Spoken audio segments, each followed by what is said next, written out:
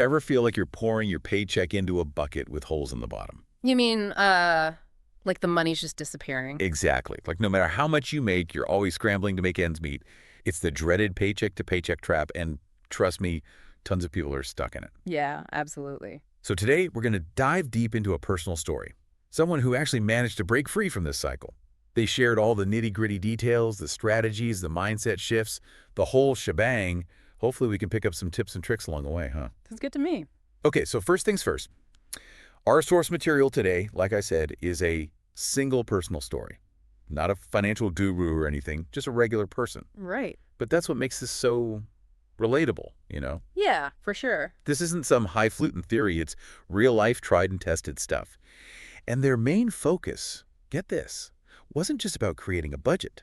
Mm-hmm. It was about tackling the psychology behind spending.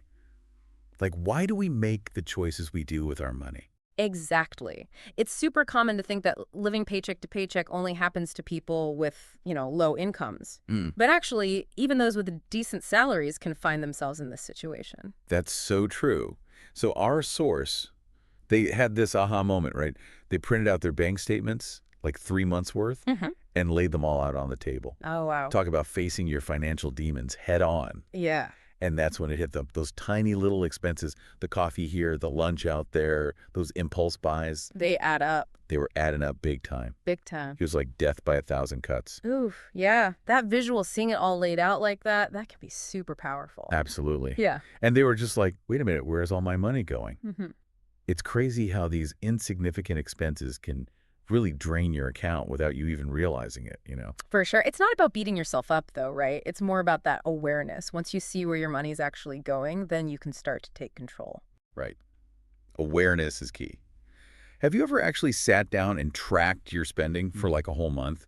I mean, really tracked it, every single penny. Oh, yeah. I do it, well, not every month, but I try to do it regularly. And honestly, it can be a little frightening. Oh, absolutely. It's eye-opening for sure. Yeah. Okay, so seeing all those little expenses adding up was a wake-up call, right? So what did they do? They went old school.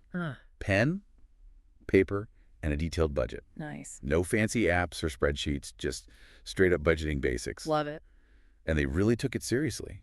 Literally assigned every single dollar a job before the month even started. Giving your money a job. I love that analogy. It really highlights the idea that you're in control. Right. And they mentioned different budgeting strategies. The 50-30-20 rule, where 50% of your income goes to needs, like housing and bills. Yeah. 30% goes to wants, like entertainment and dining out. And then 20% goes towards savings and paying off any debts. Mm-hmm. Or even zero-based budgeting, where you account for every single dollar of income. Right. So there's no money left unassigned at the end of the month. Exactly. But it's important to remember, like you said, budgeting doesn't have to be super restrictive. Totally. It's not about deprivation. Yeah. It's more about like aligning your spending with your values, Yeah. When you really prioritize what matters most to you, you can make sure your money's actually working for you to achieve those goals. And that can be really empowering. Yeah. It's like giving yourself a raise, but with the same amount of money. Exactly. You're making that money work harder for you. I love that. Yeah. All right, so budgeting, check. But then our source, they kicked it up a notch with this thing called the cash envelope system. Oh, interesting. Have you heard of this? Yeah, I have. I've actually tried it myself a few times. Oh, cool. It's pretty interesting. So how it works is you go to the ATM, withdraw cash for specific categories like groceries, entertainment, gas, whatever. Right. And then you put that cash in separate labeled envelopes. So you're physically dividing up your spending money? Exactly. And here's the kicker. Once the envelope's empty, that's it. Yeah. No more spending in that category for the month. It's almost like a game, right? Yeah. It's super tangible, like you can actually see and feel the money disappearing. It brings a whole new level of awareness to your spending habits. And I think that's especially important nowadays with all the digital transactions, We're just swiping cards, tapping phones. It's all so easy and it can be really hard to grasp how much you're actually spending. But with cash, you've got that physical limit right there in your hand. Right. It's a visual reminder. Exactly. But, it can be a bit inconvenient, Yeah, for sure. especially with how much we rely on cards and online payments these days. And, trying to use cash for online purchases. Good luck. Yeah, not really practical for everything. Definitely has its limitations. All right, so we've got budgeting, we've got the cash envelope system. What else? Our source was really big on plugging those money leaks, those little expenses that drain your account without you even realizing it. Oh, yeah, the sneaky little things. And for them, their biggest leak, you ready for this? Mm. Eating out. Ah, I classics. know, right? It happens to the best of us.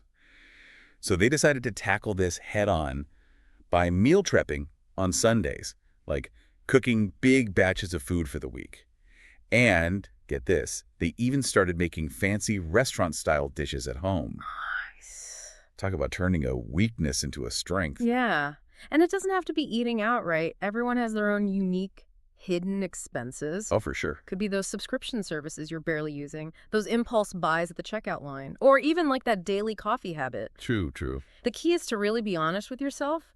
Identify those sneaky expenses that are draining your funds without giving you much in return. Exactly. You got to track those money leaks and plug them up. For sure. What I loved is that our source mentioned how cooking more often actually led to more family dinners. So it wasn't just about saving money, it was about improving their quality of life too.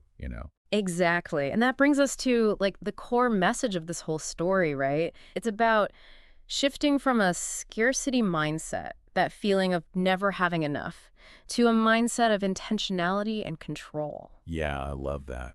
It's not always about needing to earn more. It's often about making conscious choices with the money you already have. So true. So to all our listeners out there, what's one small expense you could track more closely this week? Maybe those daily coffees or the online shopping or those app subscriptions you never use. Those invisible costs could be having a bigger impact on your financial well-being than you realize. Definitely. Little changes can make a big difference over time. Absolutely. By taking control and giving your money a clear purpose, you can really transform your relationship with your finances, break free from that paycheck-to-paycheck cycle, and start working towards your goals. And who knows, you might even have some fun along the way, like learning to cook those fancy meals. Exactly. So go forth and conquer those finances. You got this. We'll be back next time with another deep dive. See you then. See ya.